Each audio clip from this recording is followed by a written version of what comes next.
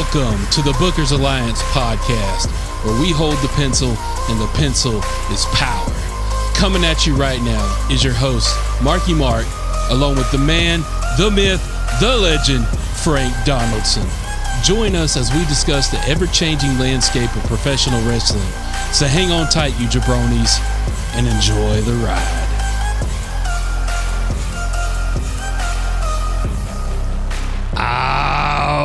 Welcome in, everybody. Thank you for joining today's episode of the Bookers Alliance podcast. Come on inside the house, bring yourself up a ringside seat, get your soda, your popcorn, your whiskey, get everything you need, because it's draft time and we on the clock. All right, it's draft day coming here. So, so are we doing a snake draft, or what kind of draft are we doing here? Well, we can snake it. We will not snake it. Hell no. Hell no. He said nope. Frank said, with 7 more people, we may snake it. I'm damned if we're snaking it on this, because it'll be great on picks 4 and 5, but it's gonna suck on 2 and 3. So yeah, no, absolutely not.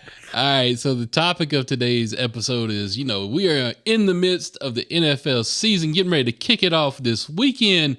But, everybody's doing the fantasy football draft, so we're going to do a little draft of our own today. All right. Going to do a draft of 80s and 90s wrestlers. Yeah, we are. We pick for our teams. But before we get to the draft, we got to throw a shout out to our sponsor, Crown Royal Chocolate. Got to draft the new flavor here. We got the new.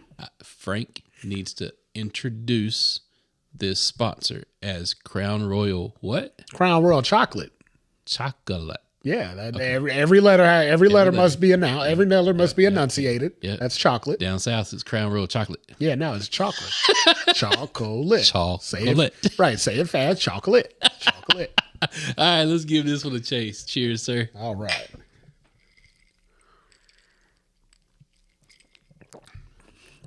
Ooh. Yeah, I must say I'm a fan. I may have sampled it before we hit record or whatnot, but yeah, I got to say I'm a fan.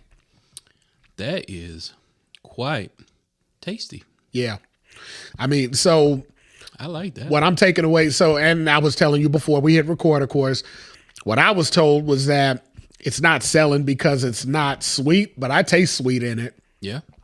I thought it would be similar to the way I remember maple, like, you almost want to pour it over the top of some pancakes or whatnot. I was told no, but it still has that same thickness. From what I remember of maple, it really reminds me of maple still. Kind of even reminds me of vanilla, but I feel like it's thicker than vanilla. Although now I feel like I need to get vanilla and mix these two together and see what kind of milkshake I can bring to the yard. You know what would be really good? If you use that whiskey and some ice cream.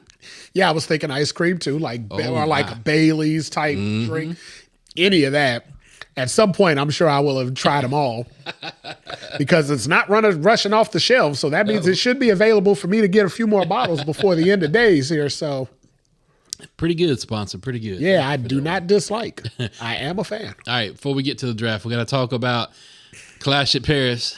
That was a long damn flight. Yeah. That was. Luckily, we didn't have to take our shoes off though at customs. So that was nice. I like that part. And I've smelled your feet before, so yeah, we definitely don't need to be going through that no more. Say I'd knock them out. Right. We wasn't trying to get pulled over by the smug dog. So good thing we didn't have that. Good matches, good card. I will say for me personally, match of the night, Logan Paul, John Cena. I could see that. They got in that ring, told a very good story. John giving it his all in these last few matches. He is not phoning it in, ladies and gentlemen, one bit. Crazy good match. Logan Paul, crazy good for keeping up with him at that too. They were battling back and forth. Long match, wasn't short. Very good match. I love the fact that Cena has now acknowledged, I ain't going to be able to fight everybody I want to fight. Yeah. I ain't going to get to everybody I want to get to. Yeah. So he's doing a nod to all of those he can't get to in his last matches, it seems. Yeah. We saw move after move after move in this match, and we were calling it out. Like, ooh, I've seen that one before. I know where that's from. I mean, we saw an End of Days. I just said a minute ago, End of Days, because it's been on my mind for a few days since the show, but we saw an End of Days, a Styles Clash. What else we get? The Cesaro uppercut. There you go. Logan hit his buckshot lariat. Yeah, he did. His Paul shot lariat Paul or shot whatever lariat. you want to. Why not? Notice though, he didn't try to get John up for the pulverizer. No, I think he just left that alone. They probably tried. So here's the thing we know about Logan Paul. He gets to practice his matches, right? Because they don't want to come across trashy on TV. Right. Nothing could have worked greater for John Cena, who already needed the reps, because he's never touched Logan Paul in the ring before. Right. Working it out, I think, was key to making it look the way it did. I think it's probably why the match was one of your favorites on the card. Yeah, really, really good match. I definitely they kind of, in my opinion, stole the show. Yeah. Another good match on the card was the 4-way dance for the World Heavyweight title. Oh, the actual main event. The actual main event. Yep. I think we forgot that in the arena, though. I think during the John Cena match, I think we were gassed up like, man, this is a great main event. Then it's like, wait a minute. Yeah, wait a minute. We got Hold on, one we more still match. got one more card to go left. And then over there, it was, here it was what, 2? And over there, it was like 10. Yeah. I'm like, damn, I'm ready for dinner. And it was actually lunchtime. I'm like, oh, this is a weird day here, but why not? We got through it. So that match was good, and we all kind of knew going into it, who's the fourth man? Who's it going to be? We knew there was going to be a fourth man, Yep. but I didn't think it was going to be a Death Rider, right? But didn't think it was going to be a Death Rider or the man. I didn't think so. I guess we said it out loud. But so speaking of Becky, though, she was actually part of my favorite match of the whole night.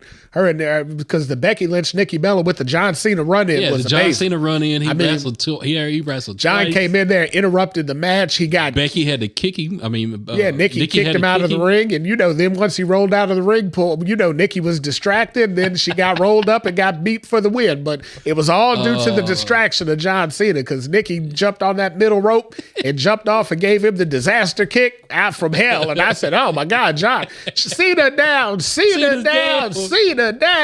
And then Becky Lynch took advantage of the distraction and rolled her up for the 1, 2, 3. Yeah, that was to say the best. It was just So before that was one of the few matches we predicted before, because we wanted to kind of go into it raw and actually watch it and enjoy it, not just watch it to dissect it.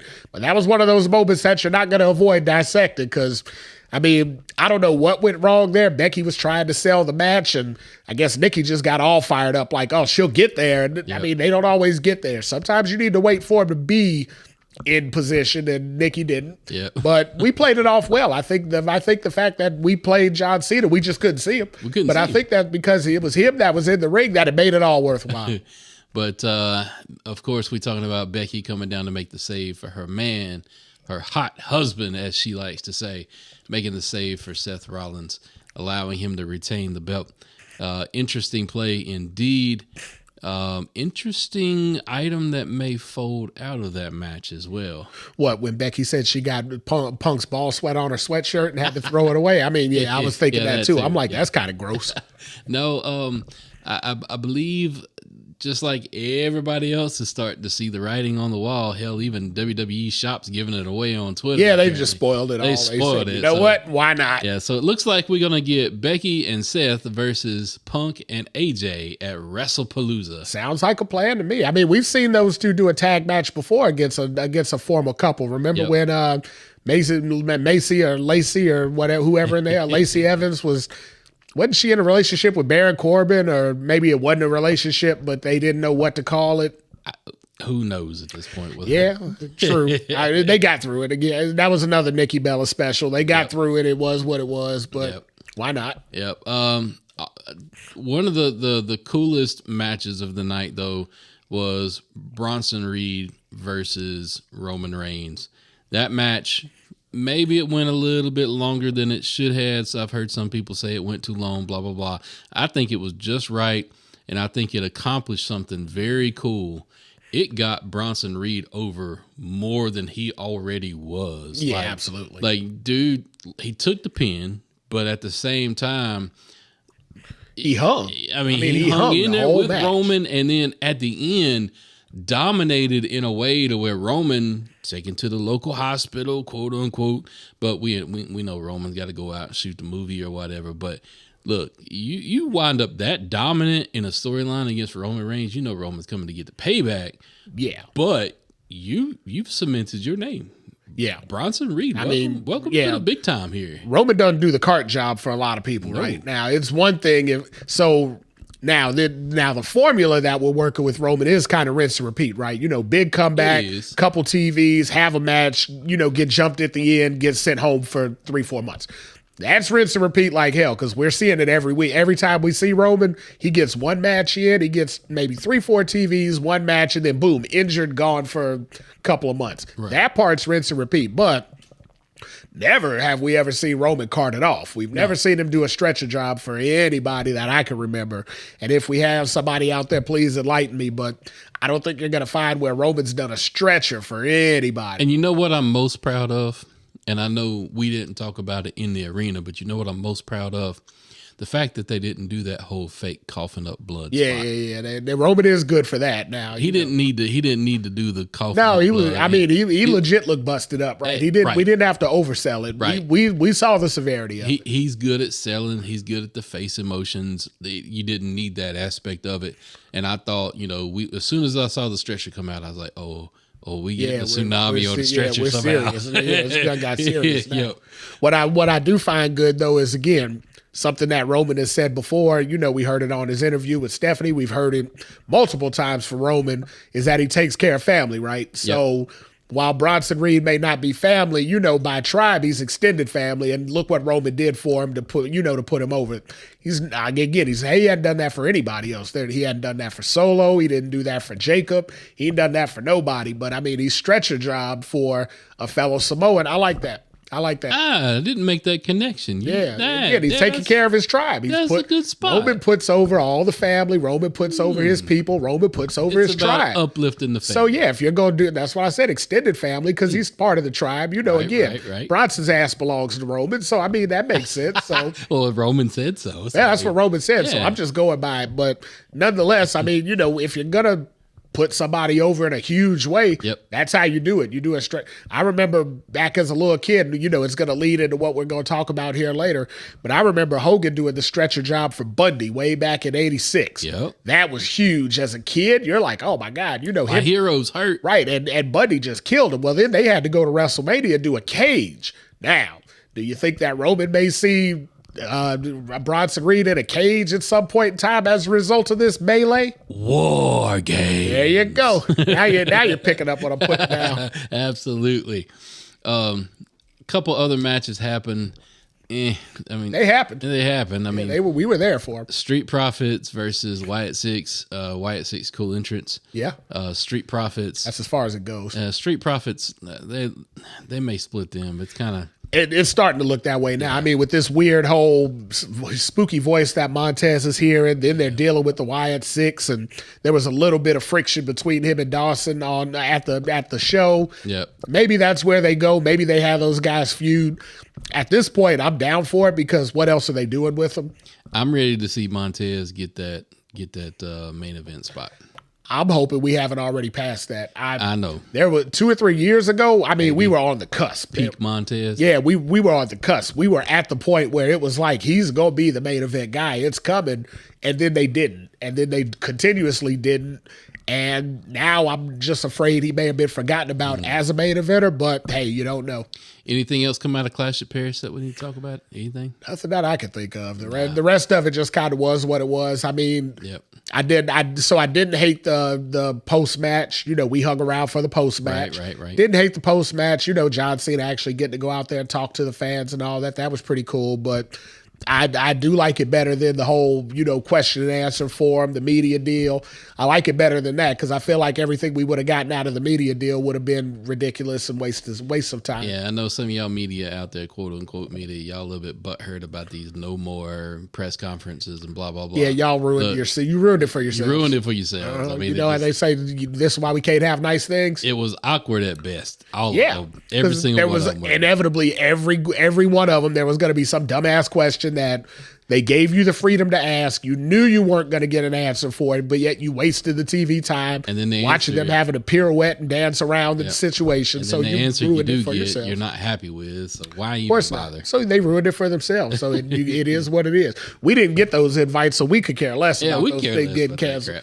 crap. We were still up and coming when they were doing those. So by the time we actually splashed, There those was were gone. So. I seem to remember or recall an interesting debate about Jackie Redmond. Do you remember what that was about? Whatever it was, I'm down for it. The answer is yes. Don't matter what the question is. The answer is yes. So, listener. Oh, Jackie Redmond or Kathy Kelly. Which would you take? Was it that? No, it wasn't that. I remember someone asking me that, and I'm was like, about I'd be damned if I had to A choose. certain listener made a comment about a dress, I believe, and there was a distaste or some haterade being drunk about this dress. I definitely remember that. It was, but it was like the color or something. And I'm Right. like, I don't even know what color it was. And I still have no idea what color it was. I remember it being very, very well proportioned. I remember it being filled very well. It looked like the tailor did a great job to the hemline and things of that nature. Yeah, that's all I remember away from it. But 10 out of 10, Jackie. If you're looking for a outfit consultant or whatnot, 10 out of 10. give a call to the Bookers Alliance. 10 out of 10. 10 out of 10. We got you. All right, let's move on to this draft. So we're going to draft our top 10 in our draft here of 80s and 90s wrestlers. Got a few parameters we're putting around it Wait, this so time. Roman Reigns can't be my number one pick? Can't be your number one pick. What You can throw the one up and acknowledge him though real quick. I mean, yeah, we always throw the one He up. can't. so. He can't be the number one pick though. Damn. So the parameters: 80s and 90s wrestlers can be male or female. They had to have at least You wrestled. said it can be Mello? Yeah, it can. All right, well, Mello, because he's a first rounder. Why not, right? So they had to have wrestled at least 5 years in either the 80s or the 90s.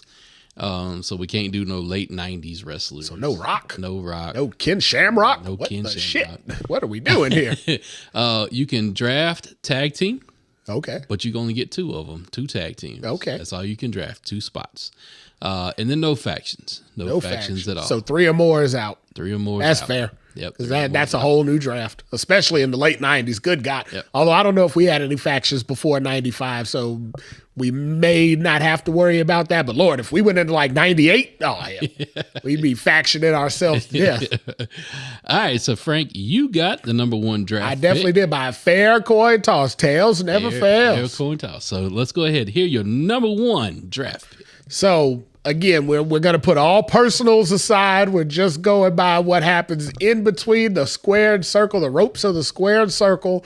Everything else aside, we're going number 1, R.I.P. Hulk Hogan. Dun, dun, dun, dun. Is there really a different? So you actually have a soundboard that has that on there. You didn't have to mouth that one out. You literally could have. Not wanted that we've to sing. ever used the soundboard. I wanted to sing. No, okay. Because we've never used the soundboard. We actually do have the entrances for the majority of the people we're going to say.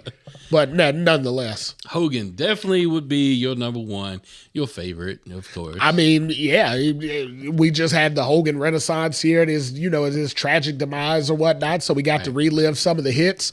And then some of the bad stuff came up. And I'm like, let's turn it off. But for a moment in time, it made me feel 8 years old again. All right. So my number 1 draft pick, I got to go, woo, to be the man. You got to beat the man, the nature boy, Ric Flair. That's fair. That's who my number 1's going to be.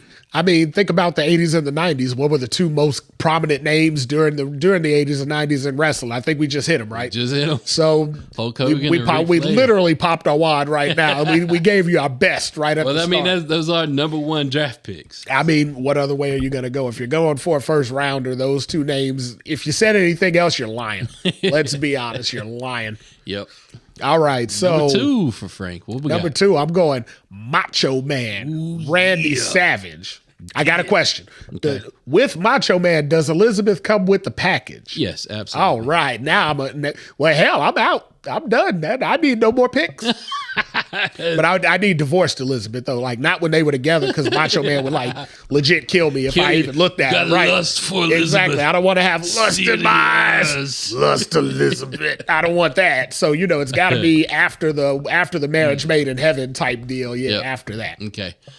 Well, you took Hogan, and you took Savage. The Mega Powers. Mega a faction. Powers. But I slipped it in to get a faction you because I did, picked them you did. separately. But obviously, that was one of the biggest rivals. Yeah. I feel like my number 2 has to be a pretty big rival of Ric Flair. Wow.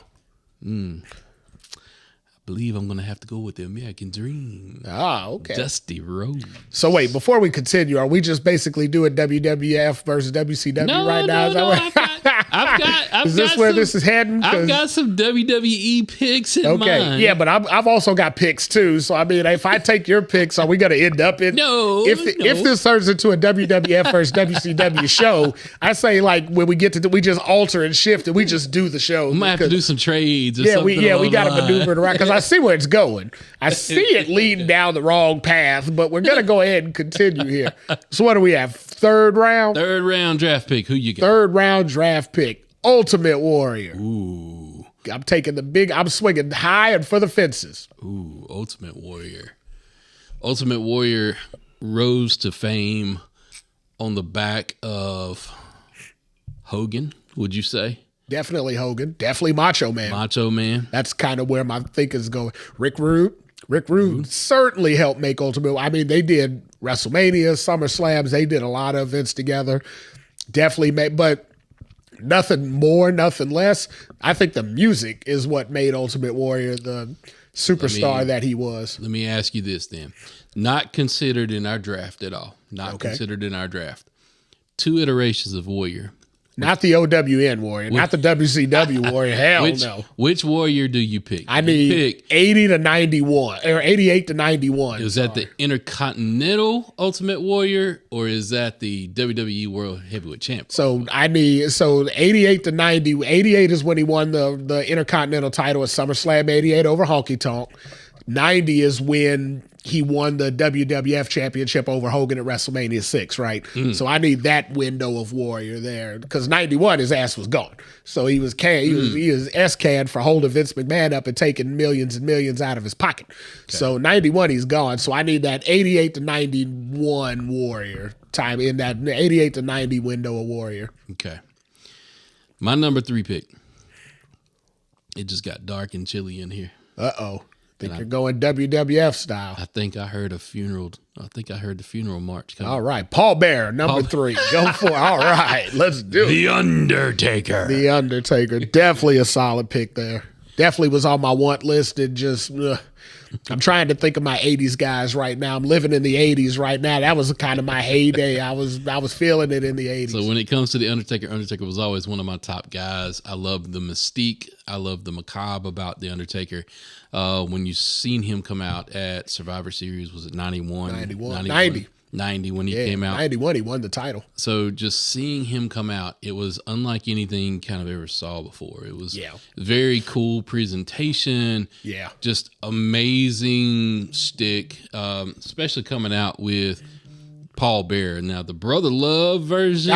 You need the Brother Love Undertaker. I don't know about the Brother Love. The Brother Love Undertaker is the one that dumped Coco Beware on his head out there, and they said, "Well, wait a minute, we gonna have to tighten this shit up now, because you legit gonna kill people out here." That's why they partnered up with Paul Bearer, because Paul Bearer was a licensed mortician. Right. They're like or young Undertaker might actually kill someone, so we may need this guy on call at any point. Yep.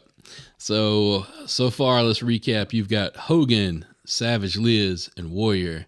I have Flair, Dusty, and Undertaker. That move with Undertaker. Do you get Paul Bearer or do you get Brother Love? I mean, no, I get Paul. We'll keep it fair here. I get Paul. All right, number 4, Frank. Who you got? Number 4, I'm going big time here. I'm going longest reigning tag team champions up until the most recent Demolition. Nice. And I know what you're thinking right now. You're like, how the hell did he pick Demolition over the Road Warriors, right? But you got to remember how much of Demolition I saw versus how much of the Road Warriors I saw in that time frame of my window. In that time frame, there was no better team than Demolition because I didn't see the Road Warriors, but maybe twice. So, the few times I actually got to see them, I was like, yeah, I get it. But I remember when the Powers of Pain came over, I was like, oh, hell, I thought they were the Road Warriors. And I'm like, wait. They look a little different. Warlord's bigger than both Road Warriors. And I'm like, well, damn, those guys are bad. Then when I saw him work, I'm like, ooh, No. no. But Demolition, they kept it simple. They kept it sweet. They got it to the point. And their finish, when they first invented their finish in WWE TV, I mean, it was creative as hell. You know, the whole elbow drop off the middle rope in the midst of a backbreaker. First time we'd ever seen anything creative like that in WWE with the ropes. So I found it very highly entertaining. So in that same vein, you brought them up. So that must mean it's a sign for me to take them. At my number 4, I'm going to have to take the Road Warriors. Fair enough. So for me, the Road Warriors they were the people that you saw come across your TV and you're going, is this real? Yeah. They were definitely video game characters. Yeah, because when you look at them, you got the face paint, got the big physique, you got the shoulder pads with the spikes, crazy haircut, talking all loud, and it's like, are these dudes like for real? Like, would they beat you? Like, would they really beat you up in a back alley somewhere? Like, like, holy cow! And then so I knew of them in WCW, NWA, whatever you want to call it back then. But they really kind of brought me into the world of professional wrestling, and we've recapped the match. Go back into our archives. We watched Starrcade '86, Night of Skywalker, the skyscrapers match. We watched that, but that was when I first saw these guys. I was like, "Oh, them my dudes." Yeah, like, them some serious guys, right? I can see it. And then as I got older, I got to watch as the tape sharing and all of that got sent around, and you got to see some of their matches in Japan. Yeah. Some of the way that the Japanese crowd had responded to them.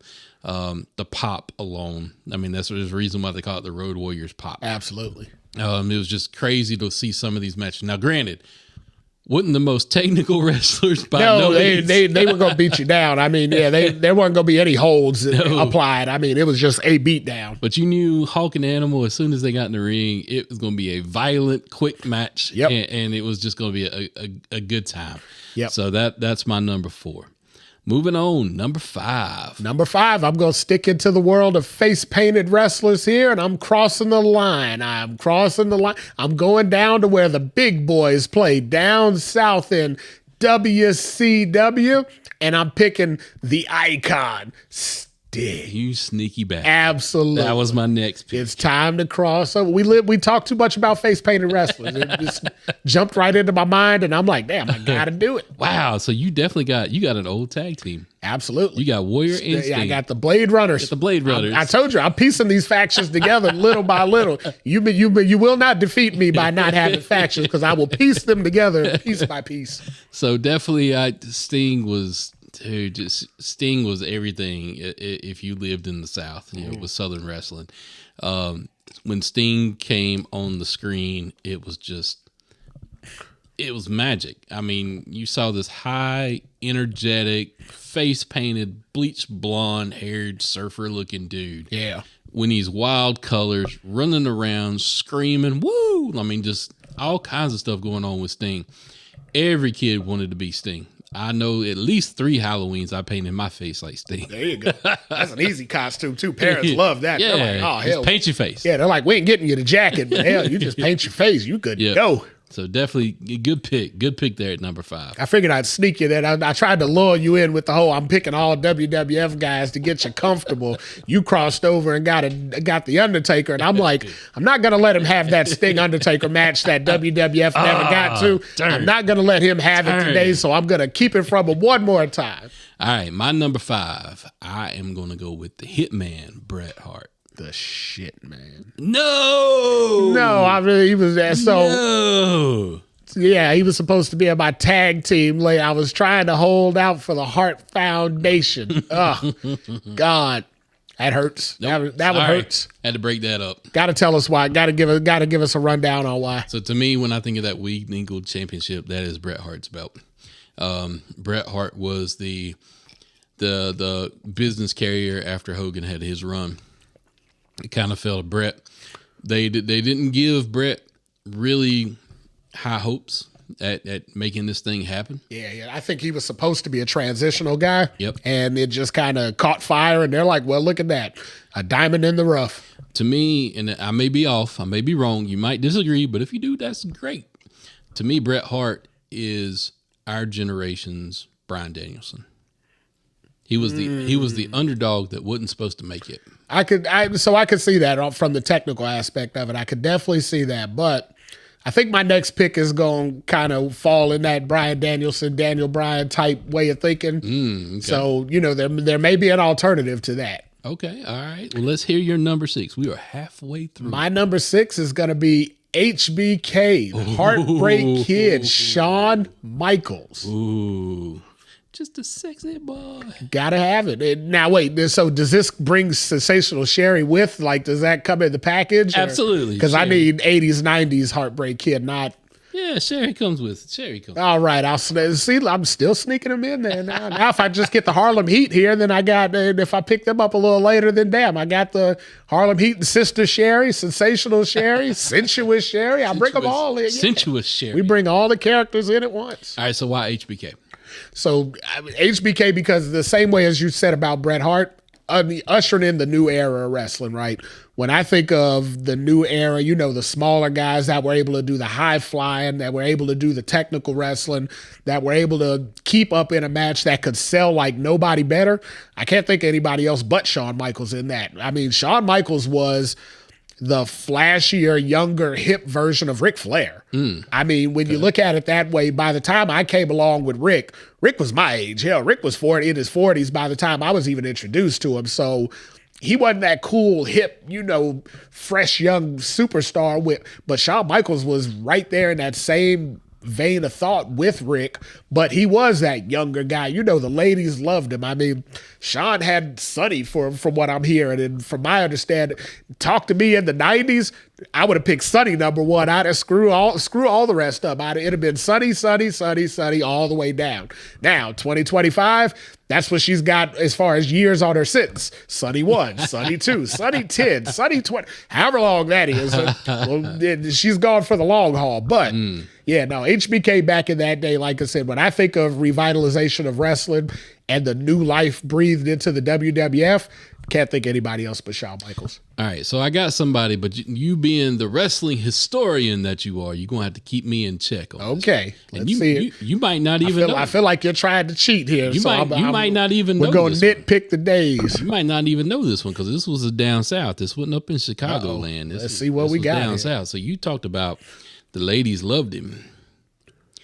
I can't think of 1980s wrestling without mentioning Magnum TA. Magnum TA. Oh, what am I fact checking here? Magnum is definitely 80s. I mean, but did he go 5 years? So for what Magnum went out for, I don't necessarily think we should hold him on that. Okay. Because if you're thinking about it, Magnum had to do the indies before he got to the NWA. So Magnum probably did 10 that we don't know about. But when he got there, Magnum was just it was just hard pressed for what happened to him to actually take him out of that conversation. I would hate to do that to him. I really feel like every wrestling historian has talked about what could have been for Magnum TA. He's an icon of the 80s. I mean, everybody, the women adored him. The men they all pulled for him. I mean, he had that cool mystique. I remember the promos of him riding up on the motorcycles. Yeah, I mean he was in the Ferrari. He was legit Tom Selleck. He was Magnum PI. I mean, he was the wrestler version of Tom Selleck. Had that dirty blonde mullet. Yeah, right. He had the mustache. I mean, he had the look. He had the look. He had it ready to go. And, life took a different course for him. But had Magnum not got injured, I think Magnum would be in that conversation with Dusty Rhodes, Ric Flair, and NWA. I think he would have been one of those icons of that promotion that was always remembered not for having a car accident. All right, Frank, moving on to number 7. Now we're going to start getting dicey here. I'm going to get dicey with y'all. Yeah, okay. I'm going to start pushing the envelope Andrew a Dice little bit. Clay, is that who you picking? He never actually wrestled, so I can't give him 5 years. I mean, he would have been a great character, but I don't think he ever got 5 years. But I'm going to start pushing the limits now here, and I'm probably going to push some of your buttons with this pick, too. Oh, no. I'm going ringmaster turned Stone Cold Steve Austin for my number 7 pick. Oh, no. Can't believe he made it to number 7. No. Oh yeah. Oh, I'm pushing buttons now. Oh. Now I'm just antagonizing with my picks. Steve Austin is one of my faves. Oh yeah. That's why I can't believe he made it this far down. But I mean, with the names we got, it's almost where he fits. That's where he fits. It's crazy. If we were doing a Mount Rushmore, it'd be a completely different conversation. Correct. When you're picking a top 10 against a person, I mean, you got to get it. Hey, a lot of guys fall in the draft. And look at Shedeur Sanders. He's a 5th rounder. Yep. I mean, hell. So Steve Austin's a 7th rounder in wrestling. That's fair. Yep. All right, my number 7. I feel like I got to go with something magnificent, something big. Okay. Bronson Reed is not available. I'm just letting Bronson you know. Reed is not available, but no. I feel like maybe somebody on the Wonders of the World list. Somebody that was Colossus. Oh, the 8th wonder. I know where you're going. You're going with the Yeti. Yeah, I know that's where you're heading here. Damn it, he's going Yeti. Andre the Giant. Oh my God, what a pick! In what world is Andre 7th? I mean, he should have been an 8th round pick. Let's be honest, because he's the 8th wonder of the world. Yeah, you should have pushed him out one more. But I couldn't. You were gonna take him. I had a feeling. You never know. You never know. But with Andre transcended wrestling before Hogan transcended wrestling. Andre was easily recognizable all over the world. The first movie star to come out of wrestling. Yeah. I mean, just incredible career. Unfortunate that his health problems took him out of the ring. Yeah. And actually just took him away from the sport. All of the above. Yeah, and it's unfortunate, but I mean, knowing medically what we know now, there was been no way that Andre could have kept going. No, but the sad part though, Andre could have been saved had he been born in today's society. They could have went in with the pituitary gland, and they actually could have, because I believe Big Show had that surgery. I believe he had the same giganticism, and they had the surgery. So did Yao Ming. He had the surgery. Yeah, they had the surgery so they could stop growing. Obviously they let it go long enough to make a shit ton of money off of it. But then they were like, all right, now before we turn into Andre, we better fix this. So they got out and fixed it in time. But unfortunate for that. But I mean, had Andre came along in that time frame, he may never have been the character that he was. He may not be remembered with such revere. So I mean, things happen like they're supposed to. I think it happened like it was supposed to for Andre. All right, Frank, number 8. Well, now you're living in the world of big men here. So now I got to get in the big men territory because I'm feeling left behind here. So I'm going with Big Daddy Cool. Diesel. All right. Or as Rock would say, meep, meep. Meep, meep. But I mean, so we're not even going to talk about the Kevin Nash career part of it. Diesel, in the small amount of time he was in WWF, what an impact he made. I mean, hell, he was a bodyguard for about a month or two. Then he was Intercontinental Champion. Damn right behind that, he was the World Heavyweight or the Tag Team Champion. Damn right behind that, he was a World Champion after beating well-renowned, second longest title reign ever in the history of WWF, Bob Backlund. Beat him in 12 seconds or whatnot in Madison Square Garden of anywhere to start a title run. Right. I mean, Diesel etched his mark in wrestling history in such a small time. Can't overlook him. I mean, you can't leave him out of that conversation if I'm picking a top 10. Can't believe he didn't take Oz. Well, I mean, so if I was going anywhere, I was going to pick Vinny Vegas, but then I thought you were going to try and get me for a faction because of DDP. And, damn, I can't even remember Razor's bullshit name. Oh, Diamond Stud. Diamond Stud. Holy hell. What world were we living in then? Oz, Diamond Stud, and Diamond Dallas Page were a faction. Yep. All right. My number 8. I'm going back the other way because this is where I first saw him, but he had major careers in both organizations. Got to go with Ricky the Dragon Steamboat. Ricky the Dragon Steamboat is a solid pick. I mean, you still got Ric Flair, so I mean, you got to find a way to get Ricky on there if you can. Right. Holy hell. Ricky the Dragon Steamboat, I first saw him in the old NWA, WCW days. Yeah. That's where I first saw him, and then when he came to, WWF, cool career, cool stuff happening there. But Ricky getting up on that turnbuckle and blowing fire, that too. As a kid, dude, you had it right there. and what's crazy is to find out later on that Ricky hated it. But I'm like, but as a wrestling purist, I get it. Yeah. If he did it today, I'd hate it. I'd be like, God, get this guy out of here. Yeah. But so I understand where he was coming from, because again, he was our age when this was happening. He was grown, he was an adult. We were little kids looking at it like, oh my God, this is like the circus came to town. Yep. Ricky didn't want to be the circus, so therein lies the problem. But no, I mean, so I never had Ricky in the early 80s in NWA. I didn't follow it. I didn't know it. So I didn't get exposed to Ricky until WWF time. Right. But that WrestleMania 3 match, damn, if I didn't know who Ricky was then, I damn sure knew who he was but after coming out of that match. And then a year later, 2 years later, when he wrestled Ric Flair in the Chi-Town Rumble, I was like, my God, Ricky the Dragon Steamboat is going to be the man in wrestling. I was like, one day. Now, Ricky's family life and things like that took him away from the business. He got kind of distracted. But I think Ricky the Dragon Steamboat, dead set on being a wrestler, I think we'd be talking about him as one of the best of all time. I'm definitely over CM Punk. Let's put it like that. Yep. All right, Frank, number 9, sir. So number 9, I don't have any other choice at this point now, because I've backdoored most of my factions in, so I'm backdooring this faction in just the same way. I know where you go. I'm going Razor Ramon, the bad guy. Razor Ramon. I knew it. If my number 8, my number 9, and my number 1 pick wander out in black and white occasionally on my faction here, that's okay too. I'm just saying, because we can't draft factions, but we can piece them together. You can piece them together. All right. All right. So I'm going to pick my second tag team, and I cannot see 80s wrestling without thinking of the Rock and Roll Express.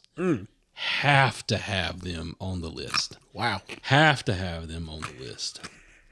So for me, Rock and Roll Express, they quintessential because of their feuds with the Midnight Express. Oh yeah. Crazy feud between those tag teams, and then to have guys as old as they are still out there doing it. We today. saw them legit in our neighborhood. We saw them at our local wrestling event, still putting on a show. Well, they put on something, but 20, 30 years later, we still saw them out there. I mean, they're still willing to get in there and go. That's saying something. That says something.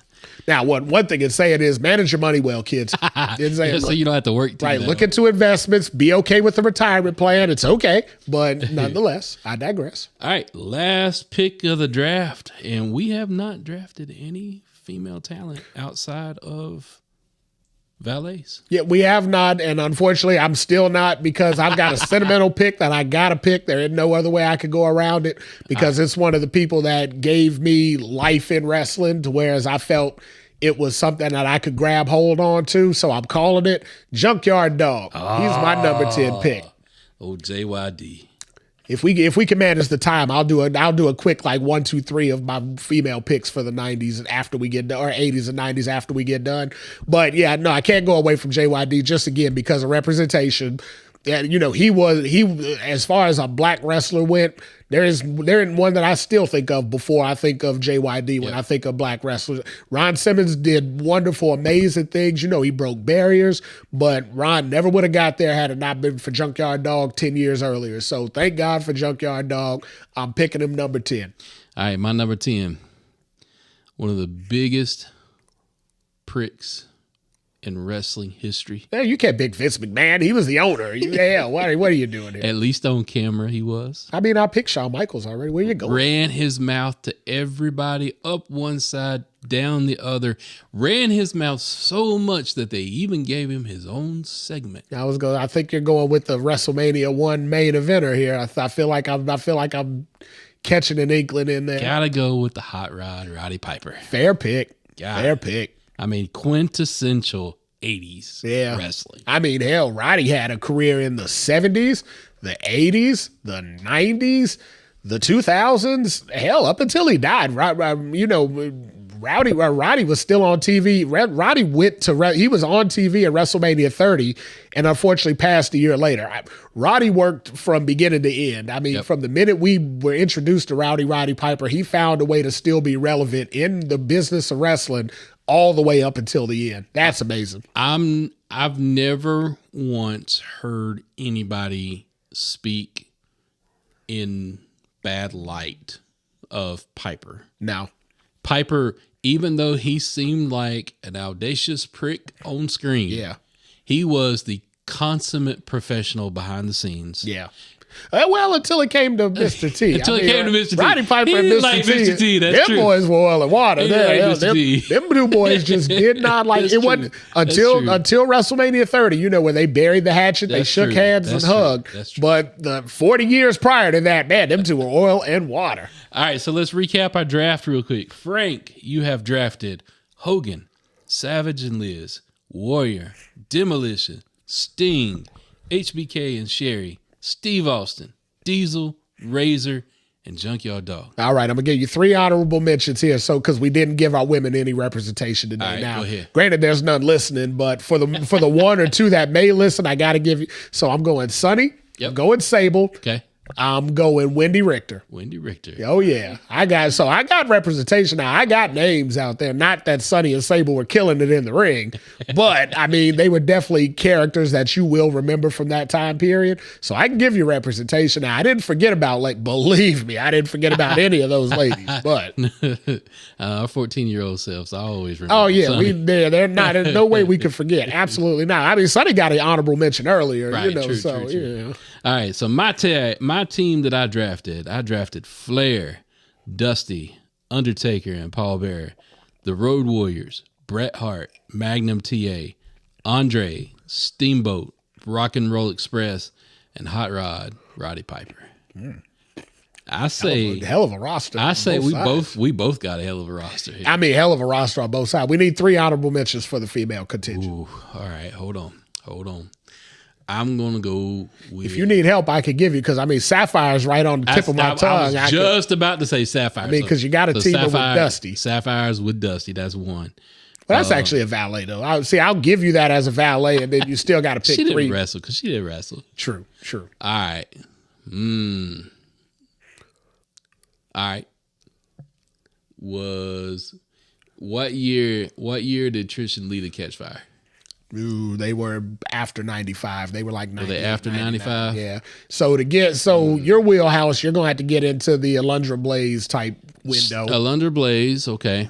So that kind of window. Now WCW, NWA, you should have a list of if you're including, you know, like they got in and participated type things. Because I mean, I'm thinking of Woman, I'm thinking of Baby Doll, I'm thinking of Woman, Francine, I'm thinking of Woman- ECW women, I'm thinking all over the place in NWA, WCW, Women- ECW. Woman, yes. I would go with Woman. So would Chris Benoit apparently, but we'll never mention that again. Beulah McGillicuddy. There you go. See, you got, like I said, if you bring those ECW women in there, because they were around for the whole run. I mean, they were legit around for the 6 years ECW. So they're valid. All right. So that was our draft. Sounds like a good damn roster on both sides of the house. What do you guys think about our roster? Did we leave anybody off? Unfortunately, yes. Yeah. Yeah, we could do this whole could do thing it. again, and I could give you a fresh list of names. And we didn't write any of this down pre-hand. No, right? it's all top of the This head. legit came off. Everybody's like, you know, I hand be to God over here. I know everybody's like, yeah, right. You guys research for hours. No. No. We didn't start saying these names till after the crown started flowing. That's why JYD got on my list because I was having some crown chocolate. And I'm like, nah, that's a good chocolate brother right there. I'm gonna pick him. All right. With that, everybody, we thank you for listening to today's podcast, and we bid you adieu. Peace. Now, can I pick Sonny again? Today's podcast was produced by SBP. You can find our podcast on all major podcast platforms. Also, connect with us on our social media accounts. Search for The Bookers Alliance on Facebook, Instagram, YouTube, and X.